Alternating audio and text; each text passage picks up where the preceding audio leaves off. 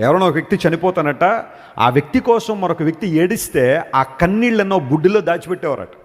దాచిపెట్టి ఎప్పుడో ఒకసారి ఆ సమాధి దగ్గరికి వెళ్ళి ఆ బాటిల్ అక్కడ పెట్టి, ఇదిగో ఎంత ఏడ్చాను నీ కోసం అని చెప్పేవారట. ఆ బాటిల్ అక్కడ పెట్టేవారట ఆ సమాధి దగ్గర.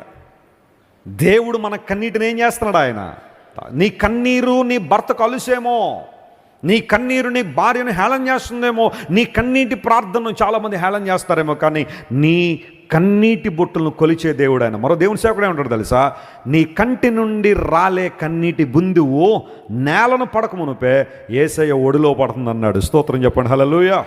God is receiving your tears. నీ కన్నీటిని దేవుడు చూస్తున్నాడు. ఆయనను సిగ్గుపడనివ్వడు, ఆయన అవమానపడనివ్వడు.